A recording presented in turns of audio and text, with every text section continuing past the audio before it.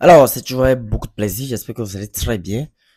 Déjà, vous commencez à liker la vidéo. Ça ne vous coûte rien, ça nous fait du bien liker la vidéo, s'il vous plaît. Aujourd'hui, l'opportunité, la grâce nous a encore été offerte par le créateur de nous rassembler devant les écrans et ce devant le dollar australien face au dollar néo-zélandais.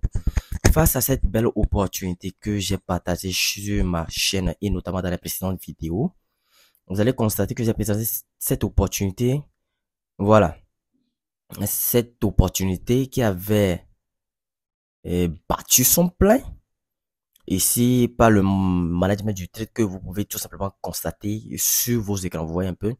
Et je vous avais dit, ici, s'il s'agissait de la stratégie multi-time frame. Et je pense que dans la précédente vidéo, je vous avais dit que le marché allait atteindre la première zone de sortie. Voici la première zone de sortie. Et ensuite, je vous avais dit de déposer les stop loss sur les 1, dans le management du trade, de le déposer sur les 1,10520. Alors, qu'est-ce que nous pouvons constater? À l'issue de la deuxième zone de sortie, nous pouvons constater minutieusement quelque chose. D'abord, nous avons un premier rejet ici, ce qui nous démontre clairement que les acheteurs jusque-là commençaient pas à perdre leur puissance. Et ici, nous avons encore un deuxième rejet ici sur cette ligne de sortie, c'est-à-dire sur cette zone de sortie. Outre les zones de sortie sont en gros les take profit. Et qu'est-ce qui s'ensuit? Voilà, un triple creux, voilà, un premier creux, un deuxième creux, et un troisième creux sur le dollar australien face au dollar néo-zélandais.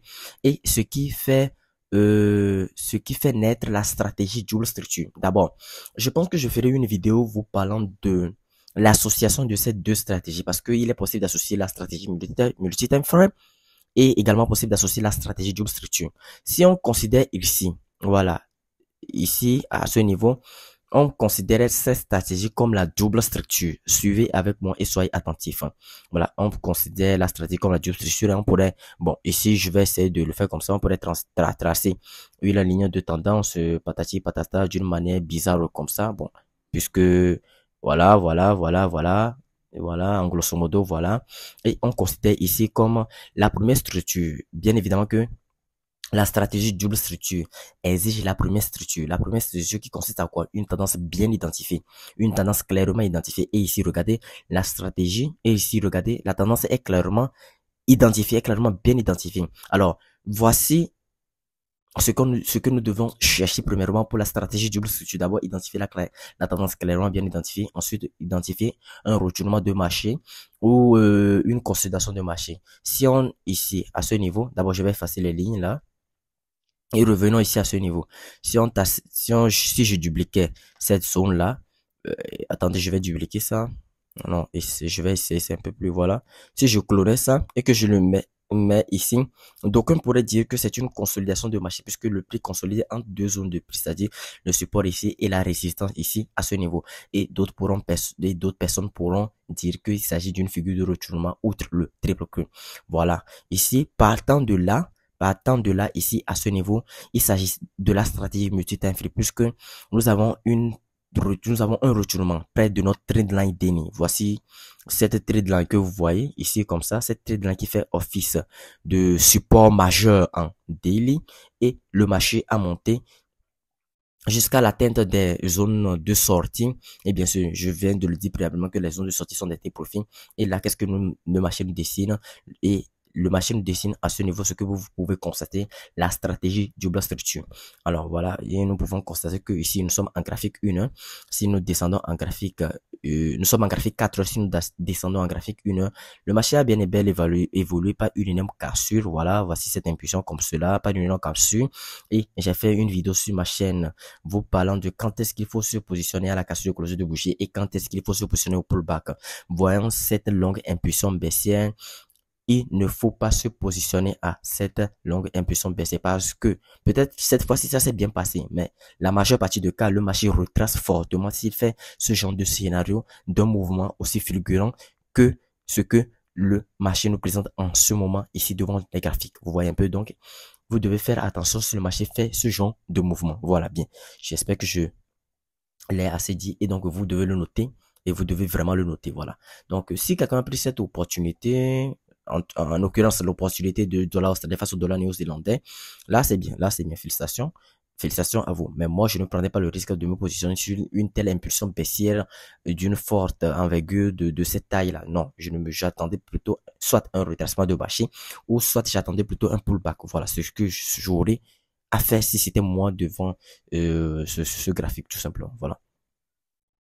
Et je pense que je vais parler d'une autre opportunité rapidement. Euh, allez. Ça, ce sont les analyses que j'ai faites, bon, sur l'euro face au dollar néo-zélandais. Dans la précédente vidéo, j'ai parlé de beaucoup et plein d'opportunités. Voilà.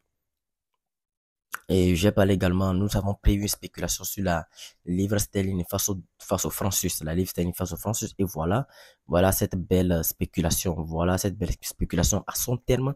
Et félicitations à toutes les personnes qui l'ont pris puisque je l'ai partagé. J'ai partagé cette opportunité. Si vous suivez régulièrement mes vidéos, j'ai partagé cette opportunité de la livre sterling face au dollar franc suisse. Voilà. Bon, moi, je n'ai pas pris cette opportunité. Je l'ai partagé, mais j'ai raté. Ouais, j'ai raté. Puisque, bon, moi, j'attendais un pullback. Le pullback n'ayant pas intervenu. J'attendais ce pullback, disons, en graphique 1 heure. Le pullback n'ayant pas intervenu. Là, bon, bah, bref. J'ai raté là, cette spéculation baissière qui est allée au-delà de nos attentes. Voilà. Mais s'il y a quelqu'un sur cette opportunité, ce que j'aimerais conseiller à cette personne, c'est que quoi? Si vous avez atteint votre take profit comme cela, déplacez votre stop loss. Hein? Dépassez votre stop loss et tout simplement et le mettez sur le take profit, et le mettez sur le niveau de prix de votre take profit et laissez errer le trade jusqu'au prochain retournement. Voilà, donc ça va vous permettre de gagner encore plus de profit. Donc je vais m'expliquer un peu plus clairement. Vous avez fait peut-être le management de ce trade là et que le trade est arrivé à son terme, c'est-à-dire au take profit. Donc vous le mettez votre stop loss ici exactement sur les take profit. Voilà. Exactement sur les take profit. Bon, je le fais comme ça. Hein. Exactement sur les take profit. Bon, et oui, comme ça, j'écris SL. Vous déplacez votre SL, votre stop loss. Exactement sur les take profit. Et vous laissez errer le trade jusqu'à son épuisement total. Donc, ça va vous permettre d'abord de sécuriser les gains que vous avez accumulés. Et non seulement vous sécurisez ces gains, outre, disons, pour avec le management du trade, non seulement vous sécurisez ces gains-là, ça va vous permettre également d'accumuler ces profils-là. Regardez, ces profils-là depuis ce stop loss jusqu'à ce niveau. Voilà. Et bien sûr, à chaque fois que le marché fait des impulsions et des corrections, vous déplacez tout simplement votre stop loss selon comme l'indique la théorie de dos. Et voilà, vous le déplacez ici. Et là, disons que le marché a fait une énorme impulsion, une légère hésitation ici à ce niveau. Vous le déplacez ici et comme cela, vous êtes en train de sécuriser partiellement votre trader. Voilà. C'est comme ça il faut faire. Et comme cela, je pourrais donner une conclusion à cela. Vous avez transformé un trade gagnant en un trade plus que gagnant. Déjà, un trade gagnant, c'est un trade dans lequel non seulement vous avez atteindre un take profit final, ça c'est un trade gagnant, mais si vous sortiez en positif, que ce soit que si vous sortez en positif, même que vous n'avez pas gagné beaucoup d'argent, c'est aussi un trade gagnant, même que ce soit vous sortez en break-even, c'est aussi un trade gagnant. Un trade plus que gagnant, c'est que non seulement vous êtes arrivé à votre take profit final, comme le figure ici, la schématisation à l'écran, mais vous avez encore accumulé beaucoup de profits au-delà de vos attentes. Voilà. C'est ce qu'on appelle un trade plus que gagnant. Et je pense que vous l'aurez compris et c'est comme ça vous devez vous y prendre. Alors, je pense que je vais m'arrêter là pour cette vidéo. Et nous allons nous retrouver une prochaine fois dans une nouvelle vidéo. Et puisque j'ai présenté pas mal d'opportunités dans les précédentes vidéos, Et donc, voici ces opportunités à leur thème. Et aujourd'hui, je suis venu vous les présenter. Et donc, nous allons nous arrêter là. D'ici là, portez-vous bien.